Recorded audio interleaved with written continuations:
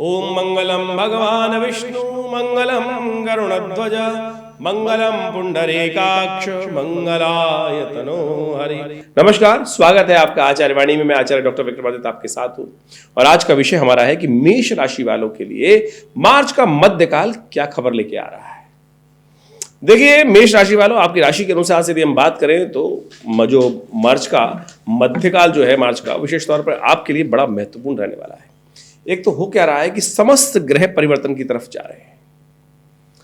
वही विभिन्न ग्रहों में परिवर्तन का योग बन रहा है। बुध परिवर्तन की तरफ जा रहे हैं, मंगल परिवर्तन की तरफ जा रहे हैं, मंगल और शनि का एक साथ युति होने जा रही है, साथ साथ शनि उदय होने जा रहे हैं। मीन में सूर्य का परिवर्तन होने जा रहा है। यानी एक तरह से देखा जाए तो समस्त ग्रह परिवर्तन की तरफ इस मार्च के मध्यकाल में योग बनाने वाले हैं। और यह आपकी राशि के अनुसार से यदि देखा जाए तो ये बड़े महत्वपूर्ण प्रभावों, ग्रहों के अनुसार से ये खेल होने वाला है। मंगल शनि का जो योग अपने आप में बनने वाला है, यही विशेष तौर पर सबसे महत्वपूर्ण है आपकी राशि के अनुसार से। लाभ वाले स्थान में जाकर आपकी राशि के स्वामी जो है शनि के साथ युति बनाने जा रहे हैं। शनि मंगल की युति कभी अच्छी नहीं होती है। ये योग जो है ना, भूकंप, दुर्घटनाओं का, विशेष तौर पर वाहनों का आपस में विशेष तौर पर भिड़ंत का योग दिखाता है। और इसके साथ साथ क्रूर पाप ग्रह जो हैं वो विशेष तौर पर कई ग्रहों की रवि और राहु की युति जो हो रही है, वो जो संग है वो अनहोनी का योग बनाती है। तो ऐसे में ग्रहों का योग किस प्रकार का प्रभाव आपके जीवन में पड़ने वाला है, आपके जीवन में क्या कुछ करने वाला है, और साथ साथ होलाष्टक भी आरंभ होने वाले हैं इन्हीं मार्च के मध्यकाल में। तो समझ लीजिए सिलसिलेवार तरीके से आपके लिए ग्रहों का योग किस प्रकार का प्रभाव रहेगा और ऐसे में आपको कौन से खास उपाय किन तिथियों में कर लेने चाहिए। 11 मार्च की यदि हम बात करें तो 11 मार्च को विशेष तौर पर फागुन का महीना जो चल रहा है, शुक्ल पक्ष आरंभ हो रहा है। उस दिन से सोमवार की विशेष तौर पर योग है, प्रतिपदा रहेगी। फागुन के शुक्ल पक्ष की प्रतिपदा का योग है। मीन राशि में चंद्रमा का योग जो चल रहा है वो 12वें भाव में सूर्य, विशेष तौर पर हम बात करें तो राहु के साथ चंद्रमा का योग जो बनने जा रहा है, ये विशेष तौर पर आपको बहुत सावधानी के साथ काम करने की ज़रूरत है। अननेसेसरी खर्चे बढ़ सकते हैं, अननेसेसरी के कुछ ना कुछ विशेष तौर पर मन में एंजाइटी डिसऑर्डर्स की दिक्कत दिखाई दे सकती है। अशांत मन रहता दिखाई दे रहा है। खर्चे बढ़ने के योग से कुछ ना कुछ आपके हाथों से नुकसान होने के योग बनते दिखाई दे रहे हैं। तो मेष राशि वालों को खास तौर पर 11 मार्च को ध्यान से काम करने की ज़रूरत है। और जिस प्रकार के ग्रहों का योग है उसके लिए एक उपाय आप करने का प्रयास करें। सोमवार का दिवस सुबह सुबह भगवान शिव का ध्यान करें। समस्त अनिष्टों को दूर करने के लिए शिव का आशीर्वाद मिल जाए तो सब शुभ ही शुभ होने के योग बनते हैं। और ऐसे में शाम को चंद्र दर्शन का भी योग बनेगा, क्योंकि प्रतिपदा वो है जो बहुत थोड़े अंश के लिए है। उसके बाद द्वितीय का आगमन हो जाएगा तो शाम के समय द्वितीया रहेगी।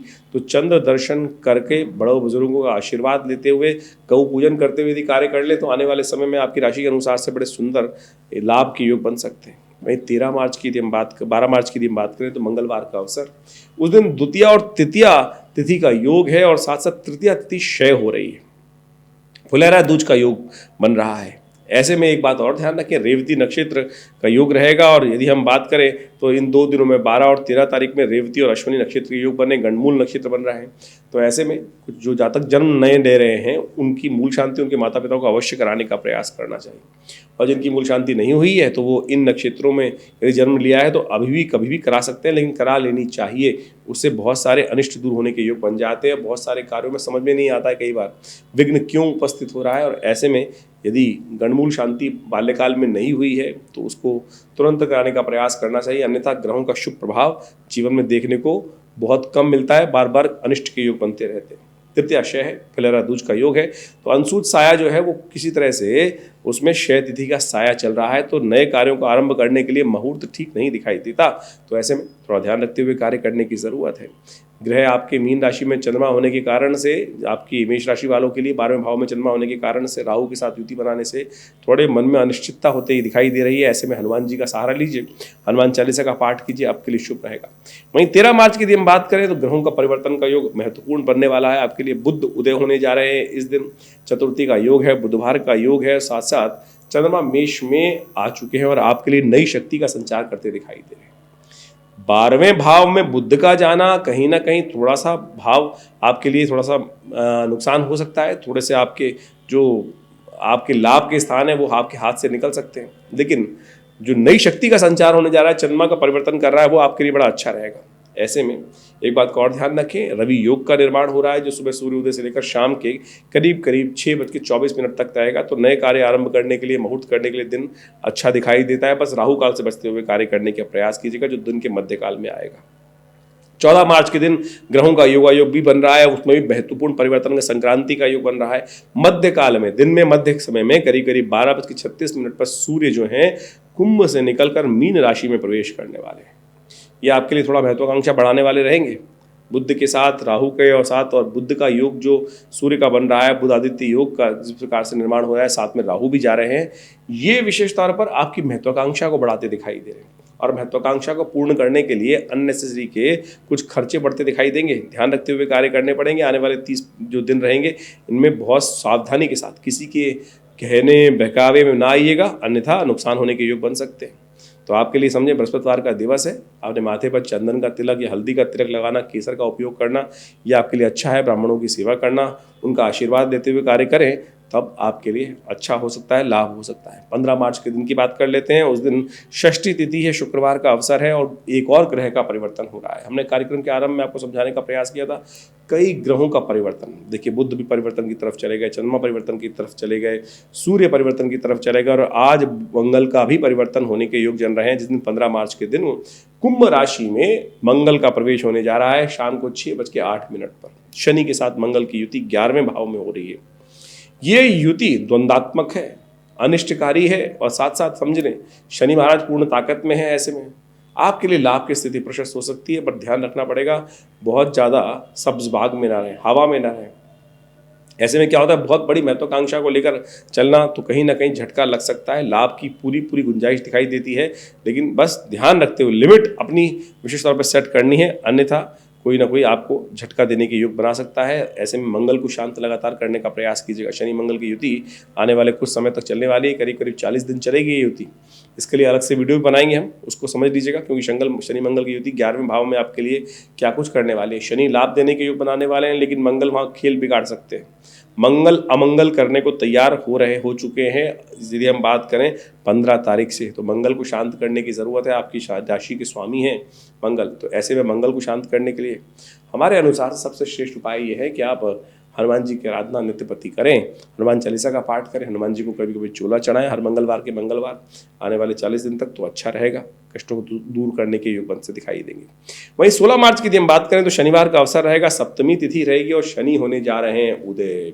मंगल परिवर्तित हो चुके, अब शनि उदय होने जा रहे हैं। रात को 9:41 पर शनि का उदय होने का योग चल रहा है। पिछले करीब यदि हम बात करें तो 30 दिनों से शनि चल रहे थे अस्त, अब सूर्य से दूरी बनाकर सूर्य आगे चले गए हैं। शनि के अपने पुत्र के घर से निकलकर आगे चले गए और ये शनि को उदय करते दिखाई दे रहे हैं।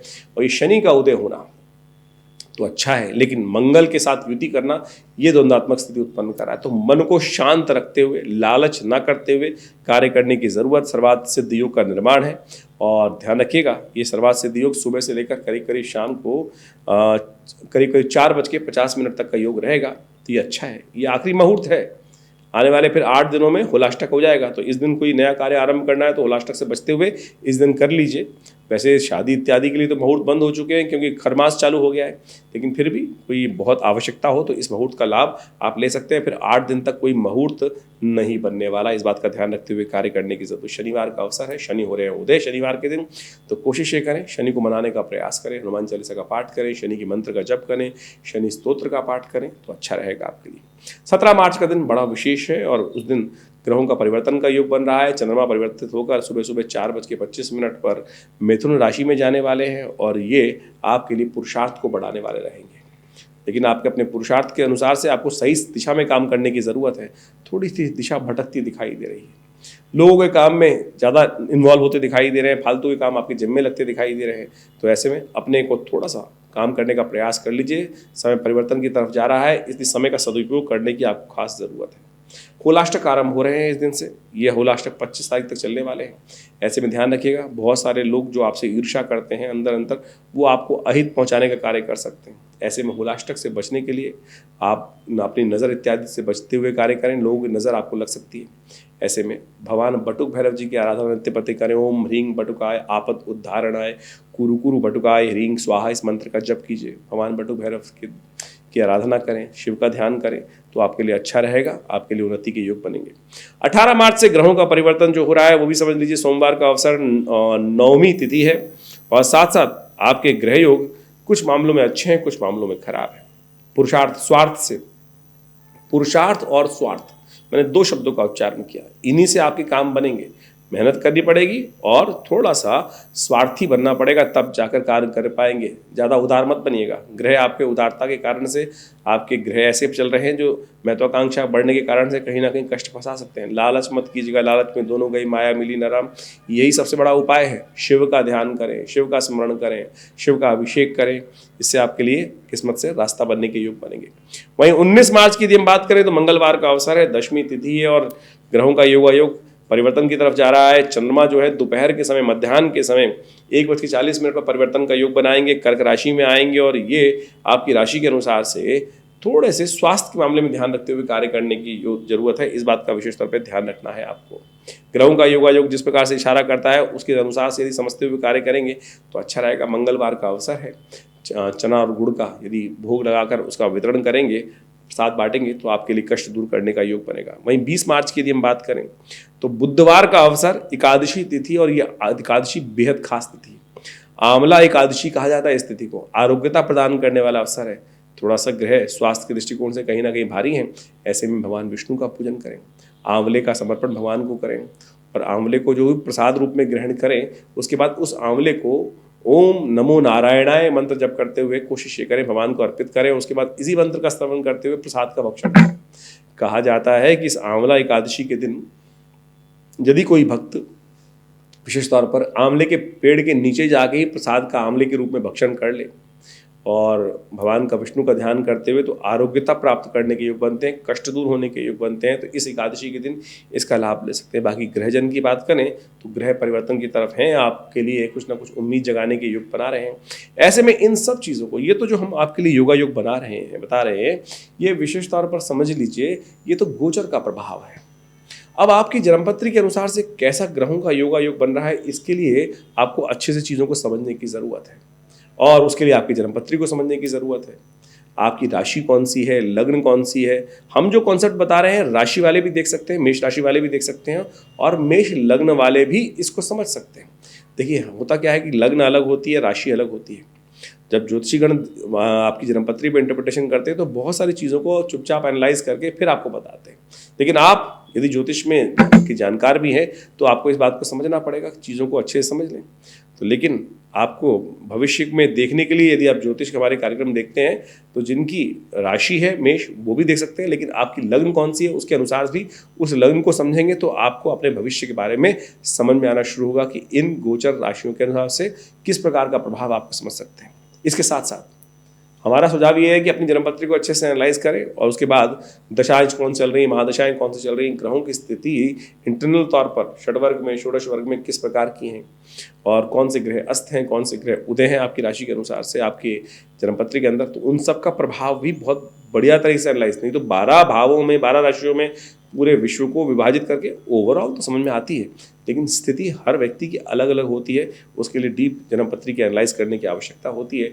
उसको समझेंगे तो आप प्रत्यक्ष रूप से चीज़ों को बहुत अच्छे से समझ सकते हैं और समय का लाभ ले सकते हैं। जो देश काल परिस्थिति को समझते हुए कार्य करते हैं ना, वो जीवन में बहुत बढ़िया तरीके से सफलता प्राप्त करने के योग बनाते हैं। ज्योतिष एक बहुत चमत्कारिक विज्ञान है।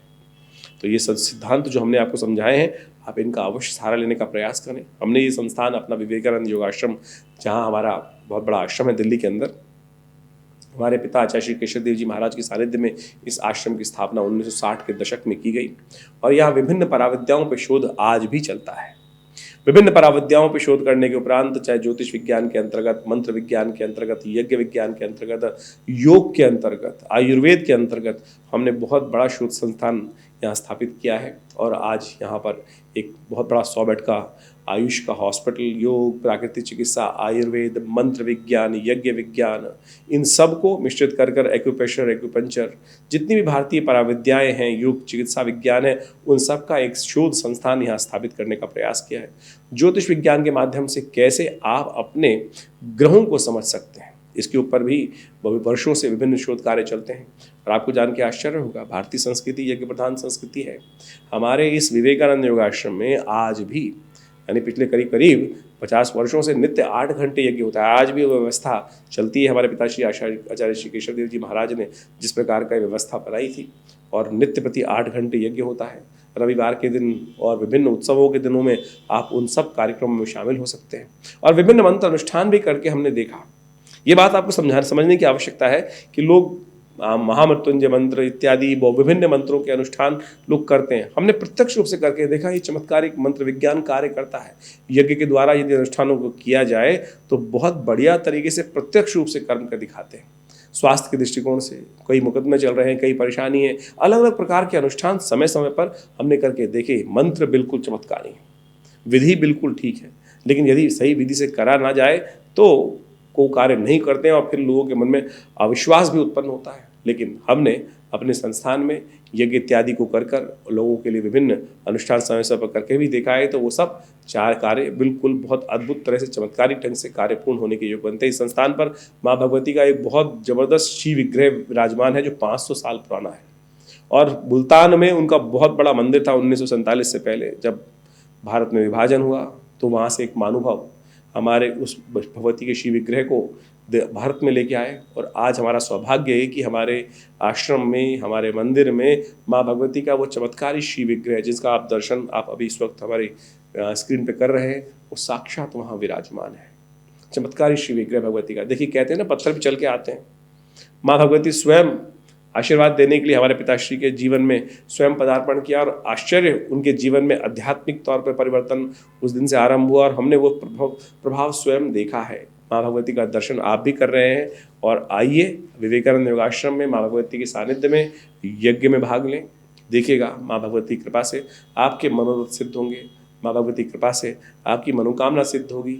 जिन्होंने भी माँ भगवती का दर्शन कर उनके सानिध्य में यज्ञ किया, पूजा की, पाठ किया है, हमने देखा है कि बहुत लंबे समय से अनुभव है हमारा, 1 नहीं 2 नहीं, हजारों सैकड़ों लोगों के मनोकामना पूर्ण हुई हैं। आपकी भी मनोकामना पूर्ण होंगी। आश्रम में बहुत सारी गतिविधि चलती हैं। नित्य प्रति, जैसा हमने कहा, 8 घंटे यज्ञ चलता है, रुद्राभिषेक चलता है, विभिन्न प्रकार के अनुष्ठान चलते हैं। हॉस्पिटल का एक संस्थान है, गौशाला है, और विभिन्न सेवा कार्य समय समय पर किए जा रहे हैं। उन सबका हम आप सबके समक्ष समय समय पर उन सब चीज़ों के बारे में बताते भी रहते हैं। तो आशा है आप हमारे इस संस्थान में आएंगे। हमारा विवेकानंद योगाश्रम दिल्ली में जमुना पार में स्थित है, और हमारी वेबसाइट्स बहुत सारी हैं, vivekanandnichecure.com, acharyavickramanand.com। इन सब वेबसाइट्स पे आप जाके विजिट कर सकते हैं। और साथ साथ यदि आपको अपनी कोई निजी समस्या का विचार करना है तो उसके लिए भी हमारे फ़ोन नंबर्स आपकी स्क्रीन पर चल रहे हैं, उन पर आप संपर्क साध कर आश्रम पे आकर मिल सकते हैं। धन्यवाद, नमस्कार।